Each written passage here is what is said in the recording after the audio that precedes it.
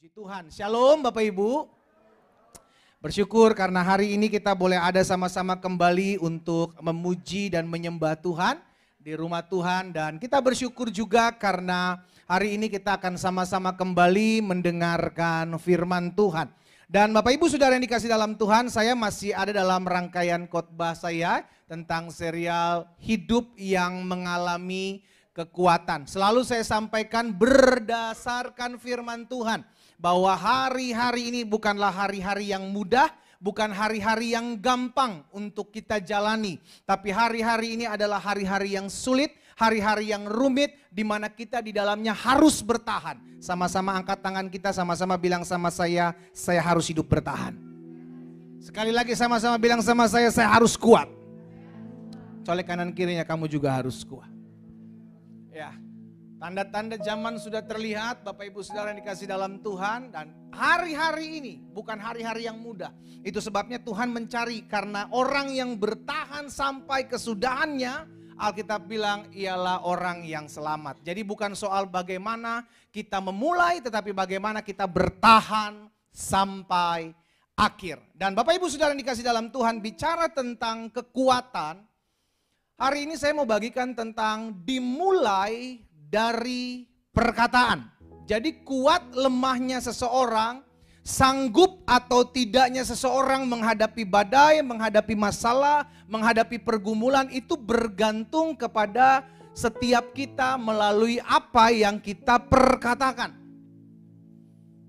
Kuat lemahnya kita dimulai dari perkataan. Makanya selalu saya ajak setiap umat Tuhan, setiap pagi kita bangun pagi, langsung buru-buru perkatakan, Tuhan terima kasih hari ini hari dahsyat.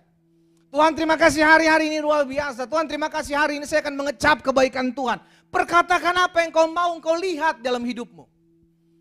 Jangan pagi-pagi udah mengeluh, pagi-pagi udah bersungut-sungut, pagi-pagi udah komplain sana komplain sini, cari-cari siapa yang salah. Mulai memperkatakan apa yang kau mau menikmati di sepanjang hari ini. Harus perkatakan. Sama-sama bilang sama saya harus berkatakan yang baik. Ya, karena sepanjang hari yang kita jalani, kita selalu mulai dari apa yang kita lakukan di pagi hari tatkala kita membuka mata.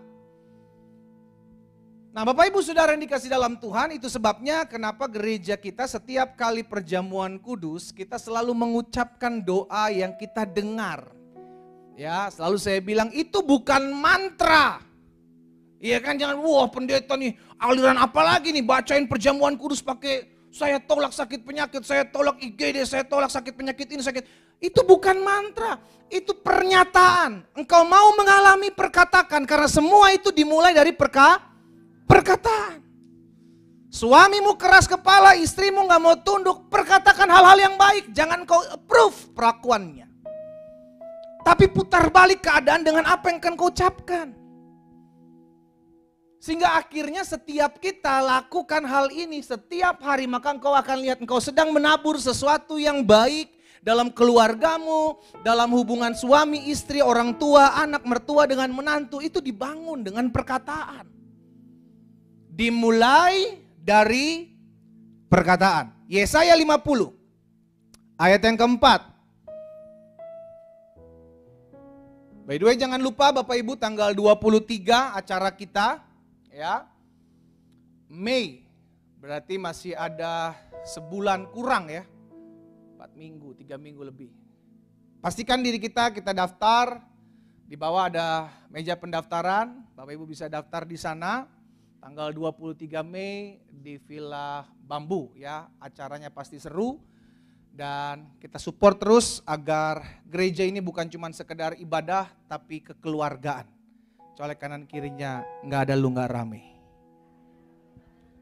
Yesaya 50 ayat yang keempat, firman Tuhan bilang begini. Perhatikan, Tuhan Allah telah memberikan kepadaku lidah seorang murid. Bukan lidah pembangkang yang diberikan Tuhan buat hidup kita. Bukan lidah pemberontak yang diberikan Tuhan dalam hidup kita. Bukan lidah yang suka ngegosip yang diberikan Tuhan dalam hidup kita. Tetapi lidah seorang, lihat kanan kirinya, suruh bilang, mangap coba gue ngeliat lidah lu. Lidah seorang murid. Apa itu lidah seorang murid? Lanjutkan. supaya dengan perkataan aku dapat memberi semangat baru kepada orang yang letih lesu. Jadi lidah seorang murid adalah lidah yang berdampak buat dirinya dan buat lingkungannya. Lidah seorang murid. Bukan lidah yang suka ngegosip, bukan lidah yang suka ngomongin kelemahan orang, bukan lidah yang suka memperlemahkan dirimu dengan ucapan, no. Tetapi lidah yang dapat memberikan semangat baru. Karena itu fungsi orang percaya. Hari-hari ini kita lihat ada banyak orang kehilangan pengharapan. Kita ada dan kita diberikan lidah seorang murid. Ayo beri pengharapan buat orang lain. Masih ada Tuhan, masih ada mujizat. Bangkit, ayo cari Tuhan. Harusnya begitu. Jangan kita syukur-syukurin, mampus-mampusin. Rasain lo, kapok lo, rasain. Jangan. Terlalu banyak orang yang menghakimi di dunia ini saudara. Sekarang bagian kita adalah orang yang memberi semangat. Sama-sama taruh tangan kanan kita di dada. Sama-sama bilang sama saya harus beri semangat buat orang lain. Kalau kita bisa beri semangat buat orang lain, berarti itu juga berlaku buat saudara dan saya secara pribadi. Lidah yang sama yang bisa memberikan semangat buat orang lain juga adalah lidah yang sama yang bisa memberikan saya semangat menjalani hidup. Dimulai dari perkataan. Selanjutnya dikatakan, setiap pagi ia mempertajam pendengaranku untuk mendengar seperti seorang murid. Jadi sebelum mengucapkan sesuatu, kita dengar dulu. Karena apa yang kita dengar akan kita ucapkan. Ketakutan yang kau dengar, ketakutan yang kau ucapkan. Kelemahan yang kau dengar, kelemahan yang kau ucapkan. Tetapi keberanian, semangat yang kau dengar, itu akan kau keluarkan lewat perkataanmu. Jadi setiap pagi firman Tuhan bilang, dia memberikan aku telinga seperti seorang murid. Mempertajam pendengaranku untuk mendengar seperti seorang murid. Murid itu mau diatur. Yang namanya murid itu enggak ada yang memberontak. Selalu harus tunduk sama gurunya. Mau diatur. Selain mau diatur, murid juga harus mau belajar. Belajar firman, belajar tentang pribadi Tuhan. Dan mulai memperkatakan itu. Karena segala sesuatu dalam hidup ini semua dimulai dari perkataan. Kau mau lihat hidupmu hancur, perkatakan hidupmu hancur. Kau akan lihat hidupmu berantakan. Semua dimulai dari perkataan. Kau mau lihat rumah tanggamu berantakan, ngomong aja sesuatu sama suamimu, ngomong aja sesuatu sama istrimu. Kau akan lihat rumah tanggamu berantakan.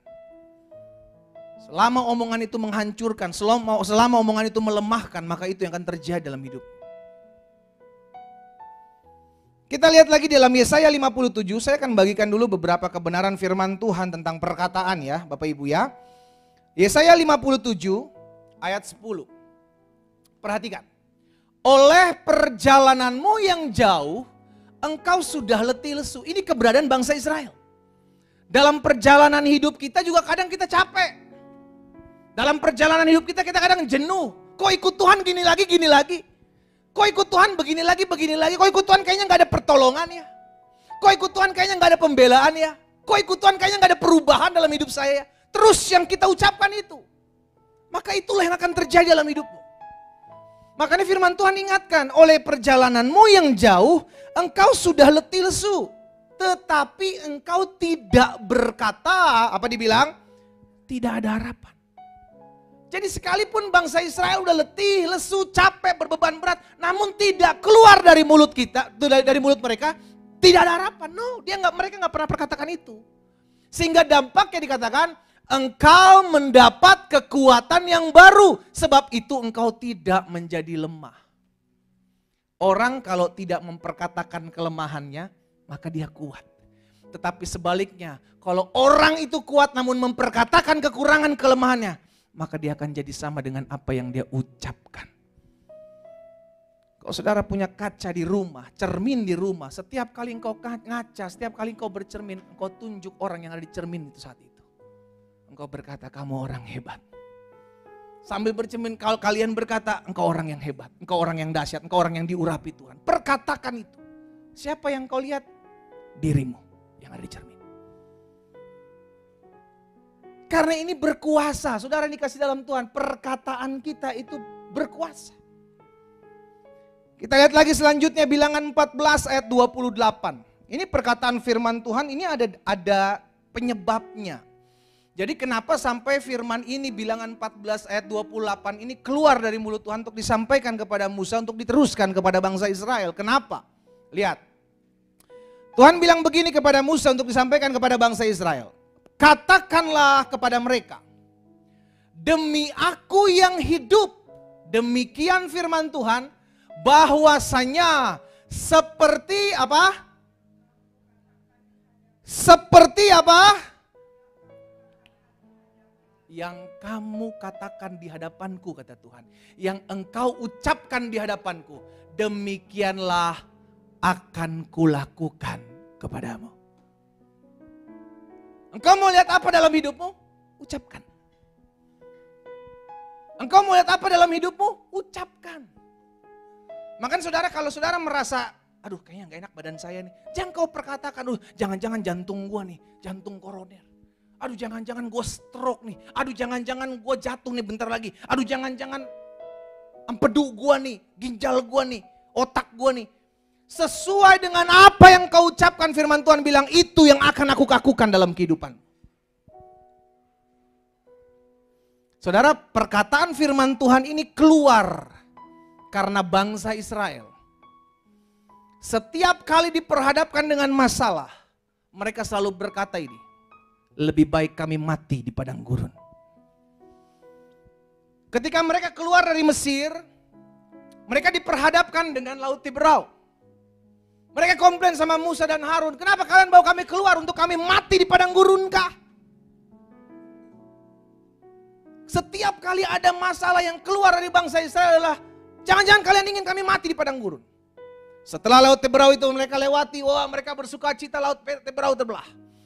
Masuk dalam padang gurun, mereka kesusahan air minum. Mereka mulai memperkatakan lagi, untuk apa kami mati di padang gurun? Lebih baik kami tinggal di Mesir tapi kami minum dengan banyak.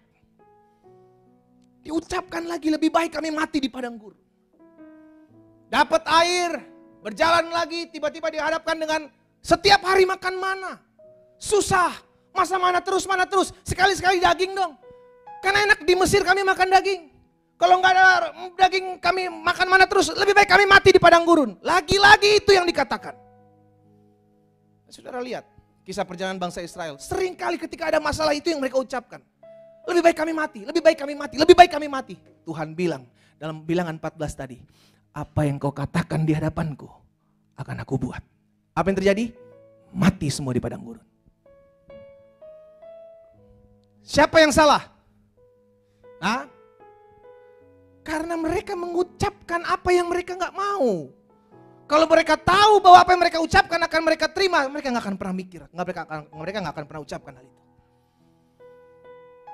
Setiap kali ada masalah, jangan kau perkatakan masalahmu. Aduh hancur hidup gua nih. Aduh nggak ada jalan keluar nih. Aduh susah rumah tangga gua nih. Aduh hancur ekonomi gua nih. Aduh hancur pekerjaan gua. Stop.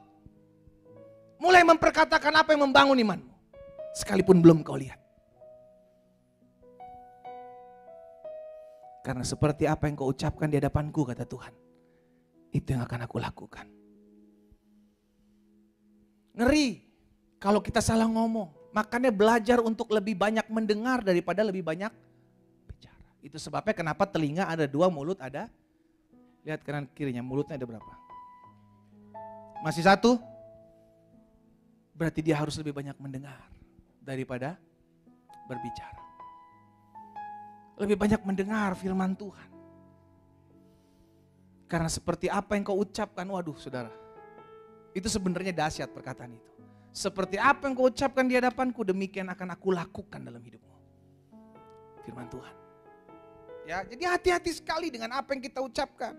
Sama seperti bangsa Israel. Yeskiel 37 ayat 11. Ini juga karena perkataan. Yeskiel 37 ayat 11. Firman Tuhan kepadaku. Jadi Yeskiel ini pernah dibawa oleh Tuhan untuk melihat satu padang yang penuh dengan tulang belulang. Dan tulang belulang ini sudah dikasih dalam Tuhan ternyata adalah bangsa Israel. Kenapa mereka adalah tulang belulang? Kita lihat. Firman Tuhan kepadaku, hai anak manusia, tulang-tulang ini adalah seluruh kaum Israel. Sungguh mereka sendiri apa? Mengatakan, Mereka yang mengucapkan, mereka yang mengatakan, itu yang keluar dari mulut mereka. Bahwa apa dikatakan selanjutnya? Tulang-tulang kami menjadi kering. Pengharapan kami sudah lenyap, kami sudah hilang. Itu yang mereka katakan. Saudara kalau mundur 1-2 ayat, maka saudara lihat ternyata tulang-tulang itu ketika dinubuatkan oleh Yeskia. Maka tulang-tulang itu menjadi suatu bangsa yang besar, suatu tentara yang besar. Tapi bisa menjadi tulang-tulang kering. Kenapa? Karena ucapan. Tulang-tulang kami kering. Kami kehilangan pengharapan, kami sudah lenyap. Habis, selesai. Semua dimulai dari ucapan, semua dimulai dari perkataan. Hati-hati betul ya. Amsal 18 ayat 21. Amsal 18 ayat 21 firman Tuhan bilang begini. Hidup dan mati, baik hidup maupun mati, baik berkat maupun kutuk, apa dikatakan selanjutnya? Itu dikuasai oleh lidah. Siapa suka menggemakannya, siapa suka mengucapkannya, akan memakan buahnya. Engkau mengucapkan kata-kata yang baik, engkau akan makan buah yang baik. Engkau mengucapkan kata-kata yang jahat, engkau akan memakan yang jahat. Semua kembali ke lidahmu, kembali ke perkataanmu, kembali ke ucapanmu. Makanya orang-orang muda nih, terus perkatakan hal-hal yang dahsyat dalam hidup. Ada kuasa. Jangan perkatakan hidup saya kok begini banget ya, berantakan ya. Hidup kok saya hancur ya kayaknya. Jangan. Langsung perkatakan hal-hal yang dahsyat. Perkatakan hal-hal yang luar biasa dalam hidup masa muda. Suami-suami, istri-istri, orang tua, anak. Juga perkatakan hal-hal yang dahsyat. Karena semua dimulai dari perkataan. Kenapa sebabnya? Salah satunya kita mesti panggil anak-anak kita untuk maju ke depan. Kita mau memperkatakan sesuatu yang baik buat mereka. Supaya mereka menjadi anak-anak yang dahsyat. Kenapa? Karena ketika kita berkata mereka dengar. Dan ketika mereka dengar mereka beriman. Mereka percaya, oh setiap minggu kita didoakan oleh pendeta. Bahwa kita menjadi anak-anak yang dahsyat. Kita didoakan setiap minggu oleh pendeta. Bahwa kita anak-anak yang pintar. Kita setiap minggu didoakan supaya kita menjadi anak yang takut akan Tuhan. Itu terekam di memori mereka. Dan itu yang akan mereka lakukan. Dan itu juga yang akan dikerjakan oleh Tuhan dalam kehidupan mereka. Ya, jadi hidup dan mati dikuasai oleh lidah. Siapa suka menggemakannya, siapa suka mengucapkannya. Gak apa-apa kalau engkau ucapkan apa yang tentang hidup. Bukan tentang mati. Tentang berkat, bukan tentang kutuk. Tentang membangun, bukan yang mematikan. Ucapkan gak apa-apa. Perkatakan. Mulai hari ini saya berdoa buat setiap jemaat Tuhan. Supaya ketika kita memperkatakan, kita mikir dulu. Baru kita ngomong. Kira-kira perkataan ini saya mau terima enggak? Kalau perkataan ini saya enggak mau tuai, jangan saya katakan. Kalau saya mau menuai sesuatu yang saya katakan, maka saya harus memperkatakan hal-hal yang membangun. Hal-hal yang baik, hal-hal yang dahsyat. Tuhan Yesus mengatakan begini saudara dalam Markus 11 ayat 23 dan 24. Perhatikan ayat 23-nya dulu. Aku berkata kepadamu, sesungguhnya barang siapa berkata. Barang siapa berkata kepada gunung ini, beranjaklah atau tercampaklah ke dalam laut, asal tidak bimbang hati tetapi percaya bahwa apa yang dikatakannya itu akan terjadi, maka hal itu apa? Akan terjadi baginya. Ini bicara tentang doa. Makanya di ayat 24 Yesus ingatkan sekali lagi tentang doa ini. Ayat 24. Karena itu aku berkata kepadamu, apa saja, enggak, bukan pilih-pilih nih. Jadi apa saja, semua yang kamu minta dan kamu doakan, percayalah bahwa kamu telah menerimanya. Maka hal itu bukan mudah-mudahan, Pak. Bukan. Maka hal itu diberikan kepadamu. Itu sebabnya saya ajak setiap umat Tuhan, kalau berdoa jangan berdoa dalam hati. Kalau mau berdoa, berdoa dalam kamar, bukan dalam hati. Ucapkan doamu melalui perkataan. Karena ketika engkau mengucapkan, perkatakan, engkau mendengar. Ya, mulai sekarang doa jangan doa dalam hati. Doa ngomong. Doa perkatakan. Karena ini bicara tentang memperkatakan. Aku berkata kepadamu, sesungguhnya barang siapa berkata kepada gunung ini beranjak dan tercampaklah ke dalam laut, asal tidak bimbang hatinya, tetapi percaya bahwa apa yang dikatakannya itu akan terjadi, maka hal itu akan terjadi baginya. Dari dari ayat-ayat yang saya bagikan ini, kita tahu bahwa kuat lemahnya seseorang, terpuruk atau bangkitnya hidup seseorang, sanggup atau tidaknya orang menghadapi pergumulan, itu selalu diucapkan, dimulai dari apa yang dia katakan. Karena itu, tugas kita yang pertama, setiap hari perkatakan firman Tuhan. Firman Tuhan itu baik ketika engkau memperkatakan. Kita memperkatakan janji Tuhan bukan untuk mengingatkan Tuhan terhadap janjinya. No, Tuhan gak pernah lupa. Tuhan gak pernah lalai. Apalagi Tuhan gak pernah gagal. Tapi yang sering kali lupa adalah kita. Kenapa bangsa Israel sebagian besar gak menikmati janji Tuhan? Bukankah ketika mereka ada di Mesir, semua mereka terima janjinya? Aku akan membawa kalian masuk semua ke padang gurun, ke dalam suatu negeri yang berlimpah susu dan madunya. Semua mereka terima. Termasuk 10 orang yang diutus untuk melihat. Tapi pada kenyataannya mereka gak terima janji Tuhan. Bukan Tuhan lalai, bukan Tuhan gagal, bukan Tuhan gak mampu, bukan Tuhan gak bisa. Tapi semua tergantung respon kita. Sama-sama bilang sama saya, respon saya. Kalau engkau mulai memperkatakan kayaknya Tuhan gak bisa deh. Kayak Tuhan gak sanggup deh. Kayak Tuhan gak mampu deh. Maka jadilah sesuai dengan apa yang kau katakan. Gak akan bisa. Bagaimana mungkin bisa bertobat suami saya Pak? Susah. Sesuai dengan imanmu jadi padamu. Adakah yang mustahil buat Tuhan? Kalau ada, gantikan dia. Tapi sayangnya tidak ada. Karena memang dia Tuhan. Tidak ada yang mustahil buat Tuhan. Karena itu jangan pernah bilang gak mungkin. Gak bisa. Suamimu bisa berubah Bu. Istrimu bisa dijamah Tuhan Pak. Orang tuamu, anak muda, bisa dilawat Tuhan. Sekarang bagaimana ketika engkau mulai percaya? Tuhan aku percaya kok bagi Tuhan gak ada yang mustahil. Perkatakan itu. Karena janji yang diberikan Tuhan kepada bangsa Israel pada saat mereka di Mesir itu semuanya terima. Termasuk orang yang gak masuk ke tanah Kanaan. Kenapa? Karena mereka bilang Tuhan gak mampu. Melalui perkataan mereka, itu sebabnya Tuhan bilang oke, sesuai dengan apa yang kau ucapkan itu yang akan kuberikan kepadamu. Kau bilang mati, ya matilah engkau. Mati.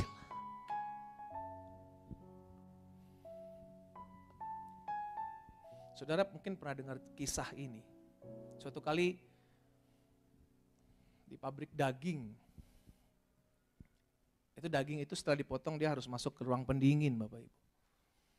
Setelah semua pegawai pulang, ada satu cleaning service masuk ke ruang daging, tempat pendingin daging. Dia masuk ke sana. Tiba-tiba kekunci dari dalam, dari luar, pluk, ketutup. Dan pintu itu hanya bisa dibuka dari luar. Dia mulai memperkatakan, aduh saya kayaknya mati di sini. Aduh saya kayaknya mati di sini. Aduh saya kayaknya mati di sini. Dari saat itu dia mulai kedinginan. Dia mulai kedinginan, dia mulai kedinginan, dia mulai kedinginan. Dan apa yang terjadi Bapak Ibu? Matilah dia. Matinya itu mati orang kedinginan, apa namanya? Hipotermia. Mati kedinginan. Setelah dibuka, saudara tahu apa yang terjadi ternyata? Itu lemari esnya rusak. Ruang pendingin itu ternyata udah rusak. Kenapa dia bisa pakai mati hipotermia?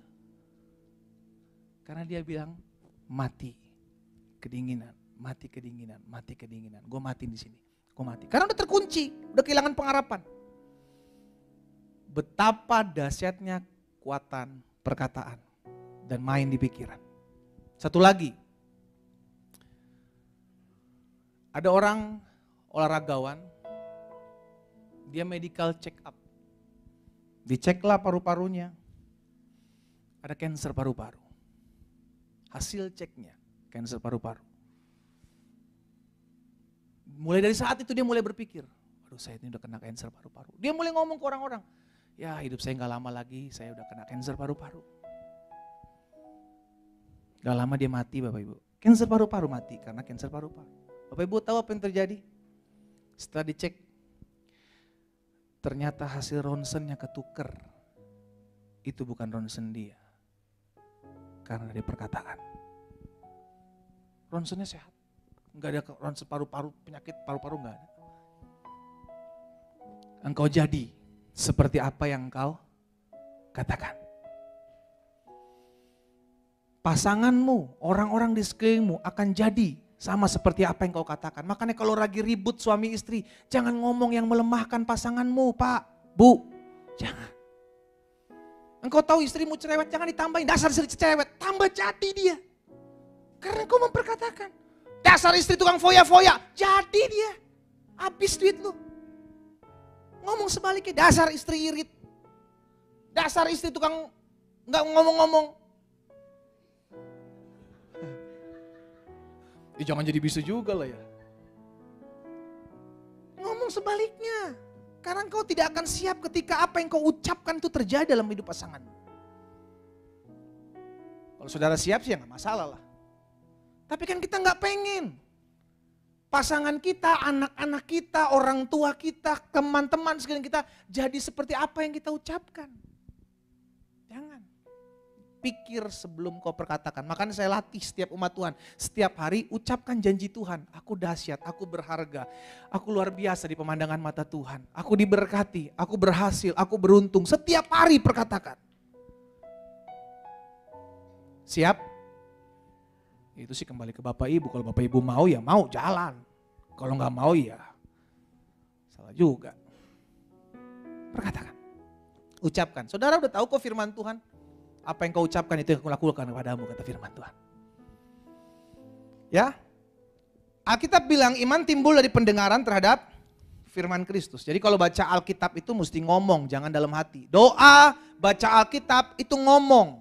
Karena ketika engkau mendengar firman, maka timbul iman. Kalau engkau nggak mendengar firman, maka tidak akan timbul iman. Maka ucapkan, perkatakan. Yosua 1 ayat 8 bilang begini. Jangan engkau lupa memperkatakan kitab Taurat ini. Ya, jadi diperkatakan. Tetapi renungkanlah itu siang dan malam. Ketika engkau mengucapkan, selesai engkau memperkatakan, maka engkau merenungkan. Oh iya Tuhan baik. Oh iya Tuhan gak pernah tinggalkan saya. Itu baru direnungkan.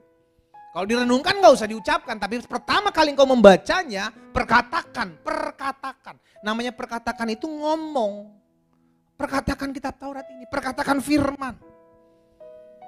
Baru setelah itu engkau renungkan. Apa yang terjadi? Supaya engkau bertindak hati-hati. Sesuai dengan segala yang tertulis di dalamnya. Sebab dengan demikian perjalananmu akan. Dan engkau akan. Siapa yang mau berhasil dan beruntung di ruangan ini? Sesuai dengan apa yang kau imani jadi padamu. Berhasil dan beruntung ketika engkau memperkatakan firman. Perkatakan firman, jangan perkatakan kelemahanmu. Kita punya banyak kelemahan, ya kita punya banyak kekurangan betul. Tetapi kita gak mau blow up itu, kita gak mau perbesar. Kita yang mau perbesar adalah perkataan iman. Itu sebabnya kenapa Daud ketika diperhadapkan dengan Goliat, dia gak bilang begini, "Mak, besar kali."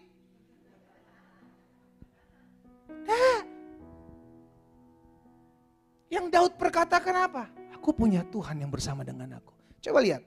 1 Samuel 17, 45 dan 46. 1 Samuel 17, 45, 46. Tetapi Daud berkata kepada orang Filistin itu, dia ngomong sama musuhnya, dia ngomong sama Goliat, "Engkau mendatangi aku dengan pedang, tombak dan lembing. Tetapi aku mendatangi engkau dengan nama Tuhan semesta alam, Allah segala barisan Israel yang kau tantang itu." Ayat 46, perhatikan. Hari ini juga, dia berani perkatakan seperti itu saudara. Hari ini juga Tuhan akan menyerahkan engkau ke dalam tanganku. Dan aku akan mengalahkan engkau. Sudah terjadi? Belum, ya. Aku akan mengalahkan kau. Aku akan memenggal kepalamu dari tubuhmu. Hari ini juga aku akan memberikan mayatmu dan mayat tentara orang Filistin kepada burung-burung di udara dan kepada binatang-binatang liar, supaya seluruh bumi tahu bahwa Israel mempunyai Allah. Belum terjadi ayat 46, tapi diucapkan. Apa yang terjadi? Seperti yang Daud ucapkan, itu yang terjadi. Perkatakan, apa yang di hadapanmu saat ini? Jangan takut. Ngomong sesuatu, putar balik keadaan. Dengan apa yang kau mau lihat. Mulai perkatakan. Mulai perkatakan. Mulai perkatakan. Perkatakan sesuatu yang mau engkau lihat. Jangan perkatakan sesuatu yang tidak mau engkau lihat. Jangan. Ya. Jadi yang pertama, mulai perkatakan firman Tuhan. Setiap hari. Jangan bolong-bolong. Setiap hari perkatakan firman. Ucapkan firman, ucapkan firman. Hidupmu banyak kekurangan, hidupmu banyak kelemahan, tapi ucapkan firman.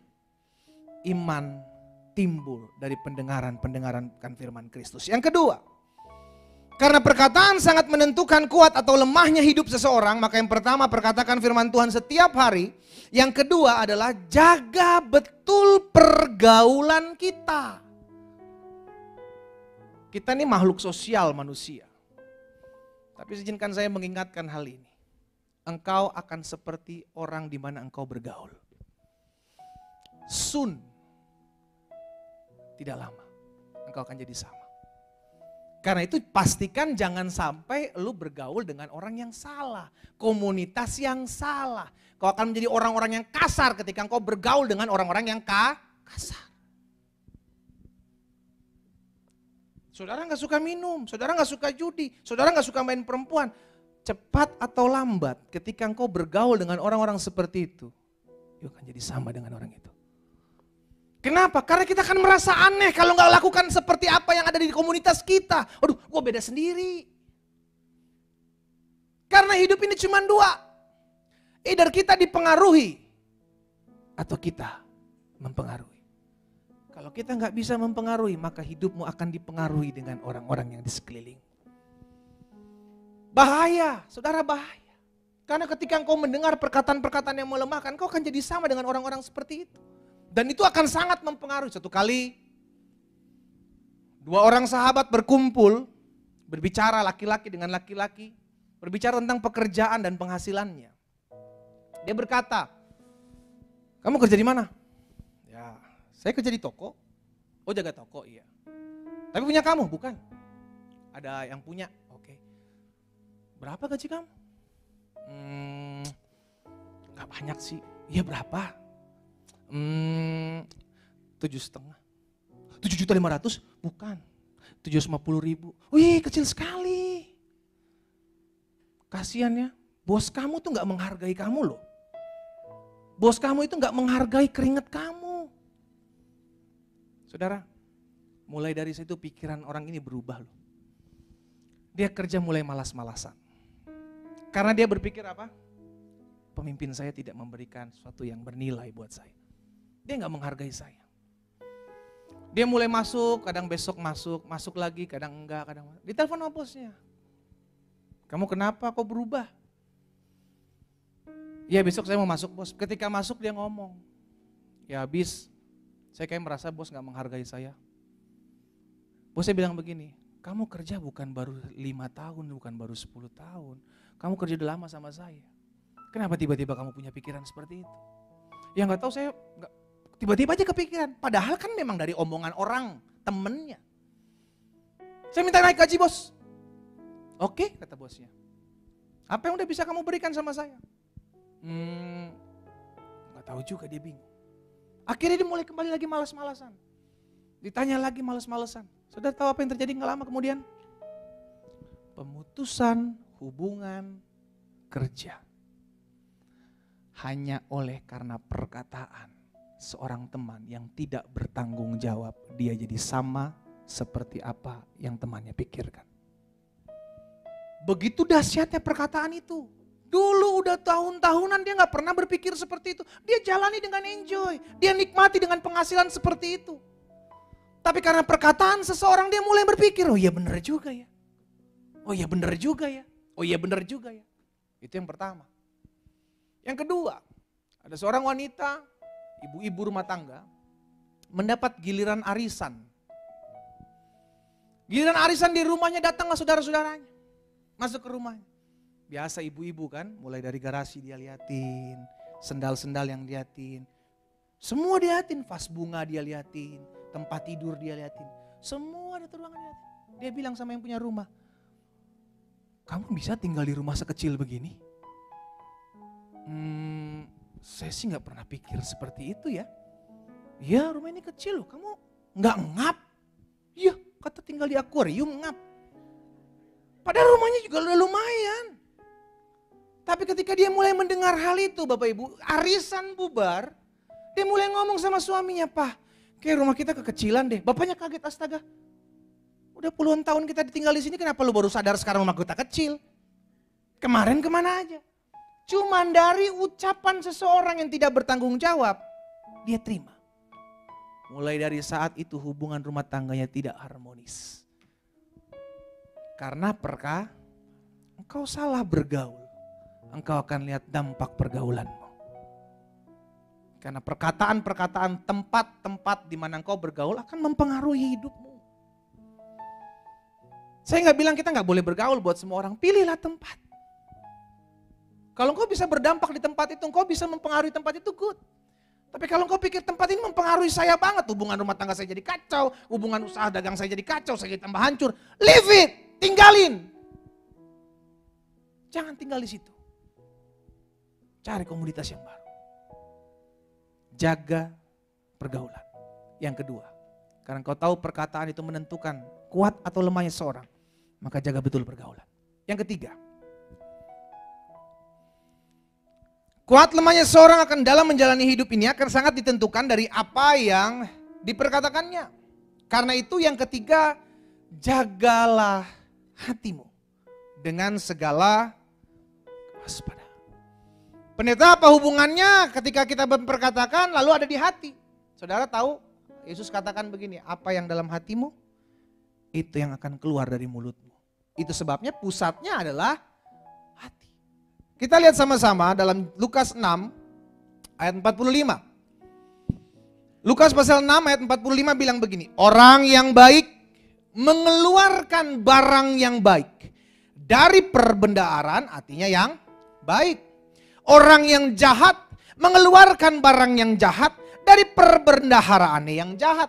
Karena yang diucapkan mulutnya meluap dari hatinya. Jadi kalau orang bermasalah di hati, itu tampilnya di mulut, saudara. Orang mau nyembunyiin seperti apa perasaannya, orang mau menutupi seperti apa isi hatinya, itu akan terlihat dari mulutnya. Kalau saudara ngelihat ada orang suka ngomongin kelemahan-kelemahan orang, ada orang suka fitnah orang, ada orang suka ngegosipin orang, itu hatinya bermasalah. Dan kalau saudara gaul sama mereka, saudara pun akan terkena imbas hati yang bermasalah. Karena hati gak bisa ditutupin, hati itu akan terlihat. Dari hati terpancar keluar. Ucapan seseorang adalah apa yang ada di dalam hati orang tersebut. Gak bisa enggak. Itu sebabnya yang ketiga, karena kita tahu kuat lemahnya, sanggup atau tidaknya seorang menghadapi kehidupan, menghadapi masalah, maka yang ketiga jaga hatimu. Bagaimana saya harus jaga hati, Pak? Itu keputusan kita. Orang gak bisa menggagung gugat hatimu. Orang bisa merancangkan yang jahat, orang bisa nipumu, orang bisa merugikan hidupmu, orang bisa ngomongin kita dari belakang, orang bisa tusuk kita dari belakang, orang bisa mengkhianati kita. Tapi orang gak bisa memegang hatimu, hatimu keputusanmu. Hati kita adalah keputusan kita. Kita yang menentukan, saya mau buat apa di hati saya. Kalau motor tuh punya karburator yang berfungsi untuk saringan. Maka hati pun harus punya karburator. Karburator hati. Coba kanan kirinya. Punya karburator hati. Kalau nggak ada beli di GCM. Kita sediakan banyak karburator hati. Setiap hari datang aja ke GCM. Jangan semuanya lu telan taruh di hati. Jangan. Omongan-omongan orang yang nyakitin. Ambil, buang tempat sampah. Omongan-omongan orang yang ngecewain, jangan simpen dalam hati, ambil, taruh di tempat sampah. Orang-orang yang ngomongin apapun, kalau lu bilang itu nggak baik, jangan dimasukin hati. Karena ketika kita masukin hati, maka hatimu akan kotor. Dan hati yang kotor akan terpancar dari perkataan, dan perkataan itu akan menjadi sikap dan perilaku dan terjadi dalam hidup. 3 hal ini saya bagikan buat setiap kita. Pastikan apa yang kau mau terjadi dalam hidupmu, ucapkan. Apa yang tidak mau engkau alami dalam hidupmu, jangan pernah ucapkan. Saya undang kita semua bangkit berdiri.